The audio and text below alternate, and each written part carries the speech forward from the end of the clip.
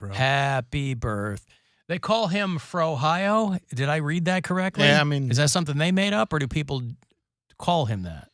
I've never actually heard anyone call him that, but it's, it's a funny nickname. Yeah.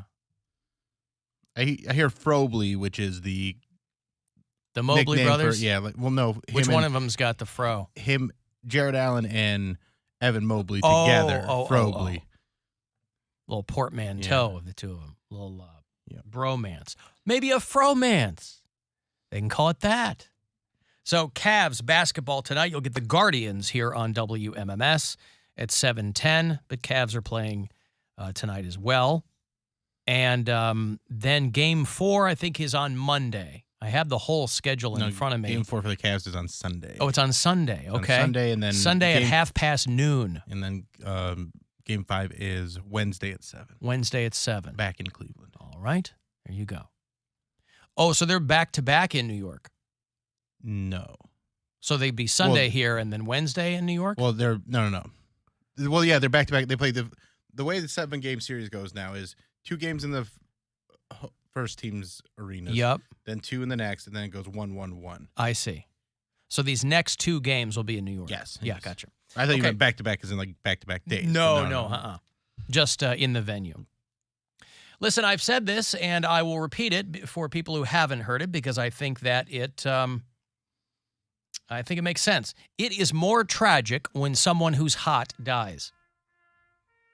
Might be an unpopular opinion to some people, but I think that I think it's grounded in reality just by the fact that we just have so few hot people, or fewer than the population in general, right? As a smaller percentage, it makes it more tragic when somebody who's very attractive dies. I was reading about a 20-year-old girl in Colorado who died in a random attack, a girl named Alexa Bartell. She was 20 years old. I think she's very cute. Obviously, it's in the eye of the beholder. She was killed when somebody randomly threw a giant rock through her windshield. She was talking to a friend on the phone. She's from Arvada, California. We have friends that live out there, actually. Suburban Denver. And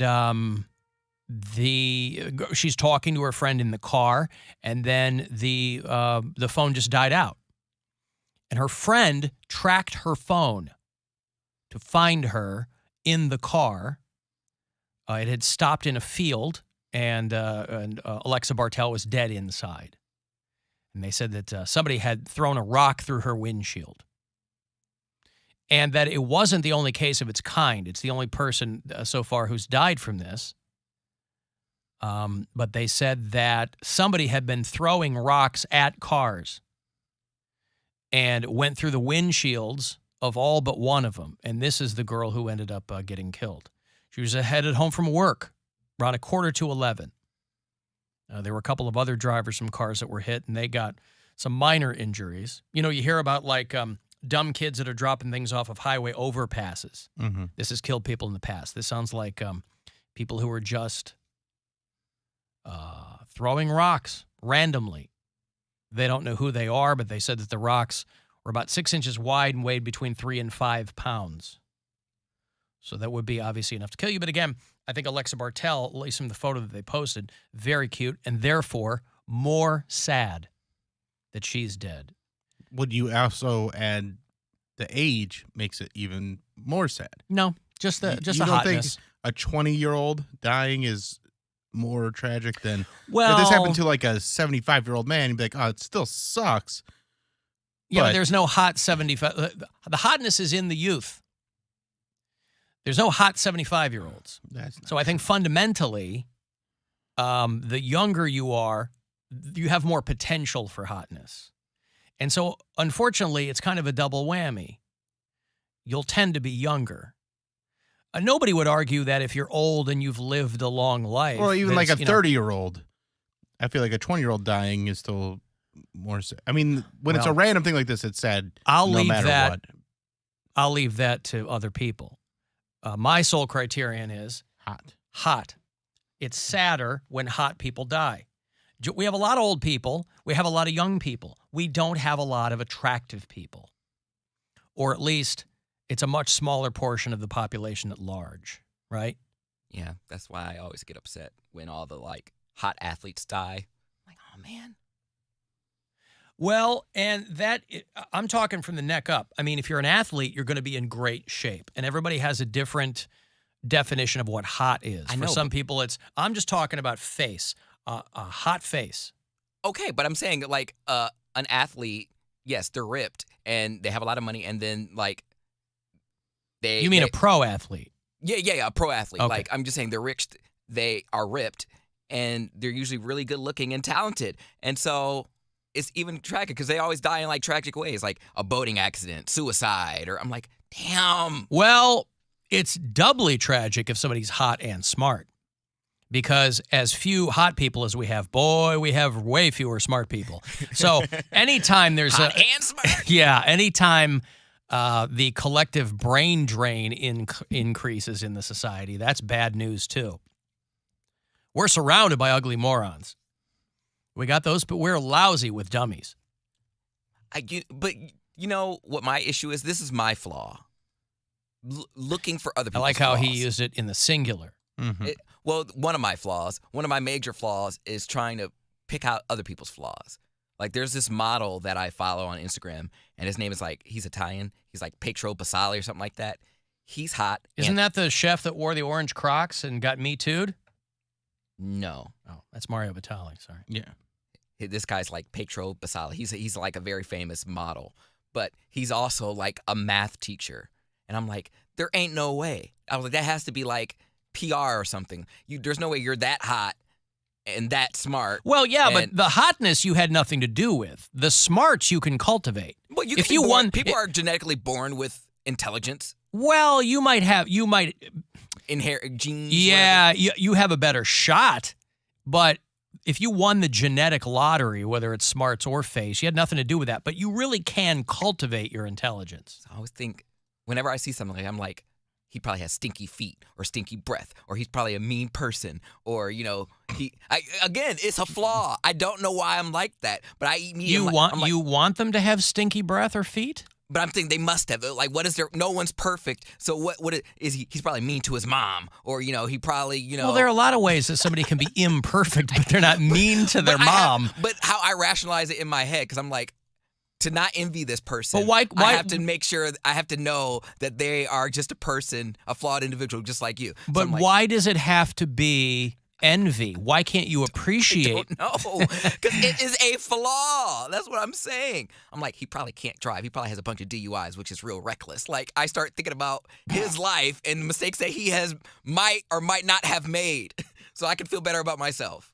Wow. That's a sign of insecurity, but it is what it is. That's what I think. I see that dude, I'm like, look, how the hell you gonna be all that ripped and ain't got no tan lines? Well, how you just that sexy and tan and you ain't got no tan lines? That's fake. Maybe it is fake. I know, but then that's an insecurity. I'm like, see, you got tan. Because your skin's not good enough. You want my beautiful buttery skin. Buttery. Yeah, buttery skin. All right. Alan, what if your daughter ends up being super ugly and dies? Will that not be as sad? That's a little close to home. All of my children, all three of them, are gorgeous people. And they're smart, too. So, yes, of course, that would be not only a personal tragedy, but it would be a human tragedy if they were to die young. Did anybody ever get hit by the satellite that fell out of the sky? No, you know where that satellite fell? We're talking about this. It was a 600-pound satellite that been up Matthews? There. It crashed over the Sahara Desert. I don't know if it killed any Bedouins. I don't know who's out in the Sahara, but it re-entered the atmosphere over southern Egypt. Were there videos? I'm sure somewhere. I don't know if they were tracking it. Now that's some like otherworldly stuff. Like that's well, but also given the fact that most of the planet is water, that's pretty wild. That you just think that percentage-wise, it would be much more likely to land in water, but it entered the atmosphere over the desert. There's certain things that are like life-changing. Like the videos I saw of that, I didn't even see it in person, but like the videos of the meteor was like, wow, that looks like something from a movie. Like it's otherworldly. In what way? I mean, we track these things all the time. There's all kinds of footage of meteors. But seeing it fall from the sky and have fire behind it, and then seeing it crash and make an explosion, it's just like you're seeing it for real.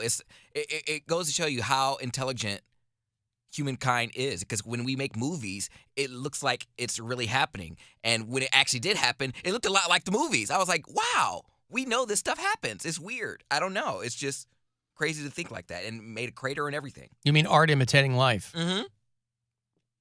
I've just never seen it in real life before, and I still haven't, but seeing it for real is just kind of cool. Well, crashed over the Sahara Desert, or re-entered the atmosphere there, I guess. You listen to us on iHeartRadio, you can leave messages there for us anytime with that talkback button. Hey guys, Brendan. Quick story. Growing up in the 90s, early aughts, weed was, edibles at least, were never regulated. You just kind of made your own.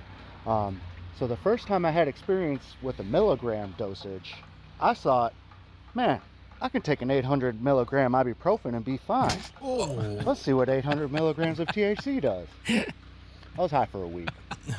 But you guys have a great day. Bye. Yeah. Smoke weed every day. 800 milligrams. What do you do in a situation like that? You hang on for dear life, homie. It's- You say, cancel my calls and wake me up for meals. I would probably go to the hospital. Woof. Like there Yeah, has he to was. be It sounds like he was a lot younger too, so he probably just went along for the ride. But I'm saying there has to be a way you can get unhigh. There has to be like. well, it an would antidote. definitely stop being fun after a few it's, hours. It's yeah. not fun, I don't No. think at all. Tom Segura's got a story about Joey Diaz giving him 1,000 milligrams. That's unreal. It's ridiculous, and and he was just out of his mind high. It's a very funny story, but it was terrifying for him. And he did the same thing to his opener, Mike Cronin, and Mike Cronin he just like crawled into a bathtub in his hotel room for like 12 hours. That go- that like goes he to just couldn't handle anything. I was saying that goes to show you that if there were a chance you could die off of weed, someone would have done it by now. How so? 1,000 milligrams. Like, how many milligrams more do you need to overdose from pot? Well, I don't think you can overdose. That's what I'm saying. Someone would have done it by now. 1,000 milligrams, like you're pushing it. If there's a way to do it, someone would have done it. So that does give me comfort. A few years back, a buddy of mine gave me a brownie, and he goes, now it wasn't one that he made. It was pre-made. It was wrapped, and he just gave it to me. And he goes, now do not eat the whole thing. And I go, okay, like at once, right? He's like, but I guess I had miscalculated how long it had been. Because if you're regularly getting high, you can usually gauge those things a lot better. But I didn't realize how long it had been. It'd been a couple of years, I guess, by then. And so I had a little bit of it, and I go, man, this is really, really good. I didn't really feel anything right. I go, I'll just, I ended up eating the whole thing. Wow. And it was not fun. That was not a good weekend. But, yeah. You got to handle your high, man. Alan, that footage of the satellite in the Sahara was captured. There's a YouTube channel where they have dash cams on camels in the desert. So that's on there somewhere. So Poundcake, if you want to see some more amazing scientific things going on, life imitating art, that would be there too. Martin Lawrence got a star on the Hollywood Walk of Fame. Nice. Martin Lawrence seems to have, people forget, for a while, this guy was kind of in bad shape, and I don't know that they ever determined what the origin of that was, but you might recall years ago he was like walking around Hollywood Boulevard in a robe, or I think he might have had a stroke or something, but he was a little kooky for a while. And the last movie that I saw, I didn't watch the whole movie because it was not very good, but they did like a Saw kind of movie with him in it where he's a cop. And, God, what was that called? Did you see that? It was a very recent movie that he did. Mind Cage. Oh. He did the Bad Boys movies and things like that, but there's a movie called Mind Cage. It's him and John Malkovich. This must be a movie that these guys, just want to get paid. And it was kind of supposed to be like a Saw movie. It was, I don't know if it was Martin Lawrence's first dramatic role, but it was very strange to see him in it. But he looks like he's in better shape. For a while, he just did not look good. And Martin Lawrence is somebody who, back in the day, if you were watching You So Crazy or those stand-up films, I remember seeing those in the theater. And they were dynamite. And I guess he was talking about, because Jamie Foxx and he are real tight. Jamie Foxx has been in the hospital for something. I don't know if he had a heart attack or what it was, but I think he's still in the hospital. But Martin Lawrence seems to be doing better. To my fans, without your loyal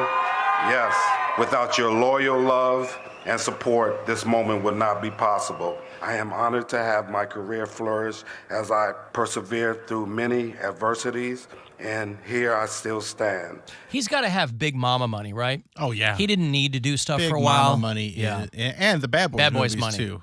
I mean, there's 3 of those, and they all did really well. Boy, between Martin Lawrence and Will Smith, who would have ever foreseen that Will Smith would be the guy that would be on the outs with Hollywood? Yeah. If I can pass one thing on to those coming after me, it would be to board your dream bus with confidence, grace, and humility. Dream Bus. Steve Harvey from Cleveland, Ohio, was one of the people on hand to shout out Martin Lawrence. You know, when these people get stars on the Hollywood Walk of Fame, they have a bunch of friends that go up and give speeches, and Steve Harvey was one of those people. If you have held the mic since the Def Jam days, you are a debt of gratitude to this brother right here. Martin Lawrence was the reason that Def Jam was a huge success. He could take a situation and turn it into comedy. If you were sitting on that front row and one of the acts had just went off and he just stunk up the room, Martin fixed it, man. This dude's improv ability is surpassed by none in the business. You're looking at the coldest mimicker ever born in the comedy industry today, and that's that damn Martin Lawrence right here. I remember seeing You So Crazy in the theater, 1994. I was like one of 3 white people in the theater. It was like a midnight screening, and it was so goddamn funny.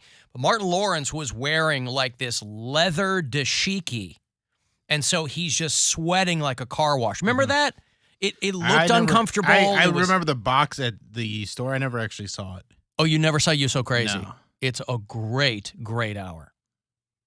I think that's like a classic stand-up hour. Like people talk about Eddie Murphy and those classic. I think Martin Lawrence, You So Crazy is dynamite. Tracy Morgan was there too. Out of all the comedians that performed that night, the only one I remember was Martin. His funny was effortless. He made me want to do and succeed in comedy. He made me believe I could do it. 4 months later, I performed on Def Jam. I thought that would be the last time meeting him, because out of nervousness, I smacked him on the ass when he introduced me and passed me the mic. I thought it was a good pass. Ah, well, there you go. It's not it's kind of a dashiki, but also like a baseball jersey. But it is leather, and it is. Leather, it looks hot. It's Hot, uncomfortable. yeah. It's got a big peace sign on it. Yeah. But, yeah, so Jamie Foxx is in the hospital. They were asking him about that. With you here today. I hear he's doing better, from what I hear, and my prayers go out for him every night, and just wishing the best for him. One of the best that we got in Hollywood. Do you think that Martin Lawrence prays for Jamie Foxx every night? Yes. Why would he say it if he didn't? Now, here's my follow-up question. Why aren't you praying for Jamie Foxx every night? Why am I not praying for? I don't pray. Poundcake? What? Why are you not praying for Jamie Foxx every night? Because I don't care that much. I got other people to pray for. But you do pray. Who are you praying for? Praying for us? Yeah, I pray for you guys sometimes. You don't pray for us. Yes, I do. Well, then that's more proof that prayers don't work. Yeah, well, I'm still going to do it. That's not on you, though. Consistency. It's not your fault. Hey, Tim. Hello? What's up? Hey, I made brownies one time. Do you see that? All the weed, it was around Christmas time. And my friend, for you. Yeah? my friend was having a toga party, and it was like I made him and sort of stunk the house up a little bit, and I opened up the windows. I ate the batter, man. My brother come home. He was all PO, and he's like, man, it's colder than hell in here. He goes, shut the windows. He goes, it's stinking up the oven. He goes, take that out of there. It's like I took it out, and I made him, and I took him to the party, cut him up small, told everybody what was in it. But Man, a whole lot of togas hit the floor that night, I'll tell you. Turned in more like an orgy toga party. Yeah, Tim's story is really taking some turns here. It started out as a weed story, then it turned into an orgy story. Man, Tim's living the life out there. At least he was. Hey, that was back in the early 80s, you know, when we used to smoke it, you know. Wow, early 80s, out there in Medina. Hey, if Willie's bus rolls through town and smoke comes out the windows, don't worry, his kitchen's not on fire, you know. Right. All right, thank you. There's Tim. Wow, what a roller coaster ride that was. A weed brownie story that quickly turned into an orgy. Man, that's a party. I have to take a break. If you want to go see that Baby Clock tour, it's a Japanese metal band, you know, baby metal, and then a animated metal band with them, with some help on that tour. They're going to do the Agora. Should be a wild